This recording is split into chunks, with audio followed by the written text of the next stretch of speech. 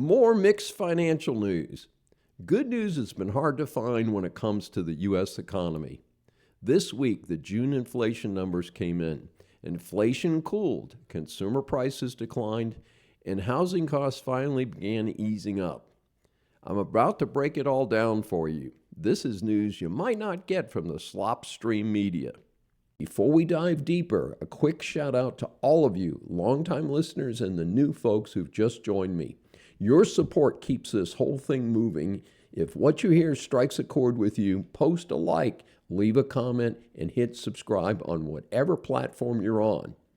And if something crosses your radar that the slopstream media is ignoring, as they tend to do, you can always send it my way at drdavessavesamerica.com. I read everything that you send in.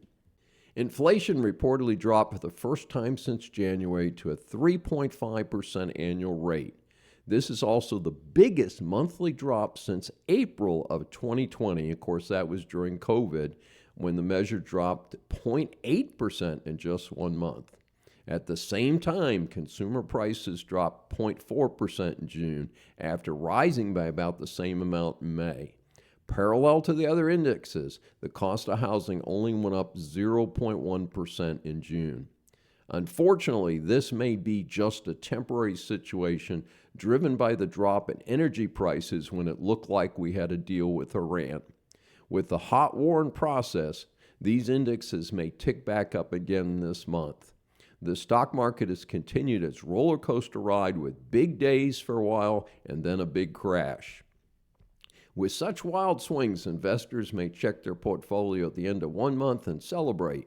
Depending on the day they check it a month later, it may be much worse or much better. Riding the market is definitely not for chickens these days. I also quickly mention that many Americans are in the market through their 401k savings accounts at work. The positive spin on that is that most leave them alone for years, and over time, the general market does increase, although certainly not a path without some potholes. With the latest inflation number, the Fed is unlikely to raise the base borrowing rates. That is generally considered good news for the overall economy. On the flip side, a lot of potential home buyers are sitting out buying a new home for now due to current interest rates. A side effect of this is an amazing percentage of millennials are still living at home due to the high cost of housing. While we're on the subject of money, let me add some thoughts on a pet peeve of mine. Why are we giving our so-called public servants pensions when the vast majority of us in the private sector do not have pensions? And in states and cities across the USA, these public sector pensions are not fully funded. I find this interesting from a legal standpoint since private sector employers are covered by ERISA. That's the 1974 federal law requiring private sector employers to protect their employee pensions and properly fund them. Note, Congress has not done this for Social Security. Both political parties have failed us there. I recall that when the city of Detroit went through bankruptcy some years back, they blew away their bondholders, but saved money for the city retirement plans. That, unfortunately, is not an isolated example. A recent report from Chicago is that the state is boosting police and fire department pension plan benefits, despite the plan being deep in the red. Get this, the plan is only 28% funded versus a national average of 82%. Chicago property taxes are super high already. Where is all this future money going to come from? An incredible 80% of property taxes in Chicago are now devoted to paying pensions. Doesn't leave much for public services, right? And in California, the now broke state doubles down on stupid. In earlier years, the state pension fund retroactively increased pension benefits for highway patrol to retire at 50 with 90% of their final pay. The clowns did that during a market bubble, and then the fund was not properly funded when the market dropped. Incredibly, a 30-year California Highway Patrol officer is looking at retiring with over $114,000 a year in pay. In funding dollars, for each dollar paid to the patrol officer, the state puts in 65 cents for the pension. Who gets this in the private sector?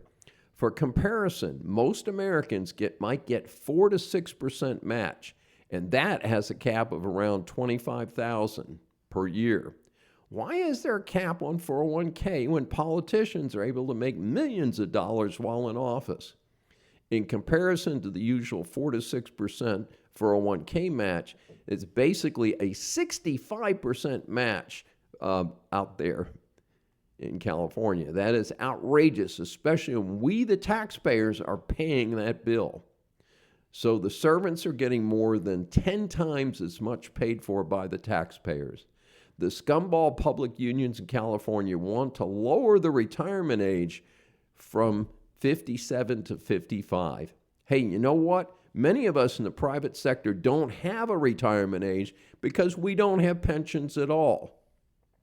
As I've repeatedly said on Saving America, we must not, under any circumstance, let the federal government bail out these irresponsible states and localities. Time for them to suck it up and show some responsibility.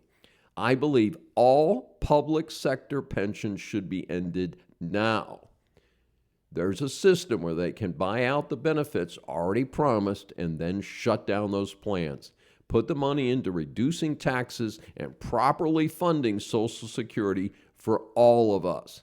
The public employees can have participatory savings plans like the rest of us, as I mentioned a moment ago.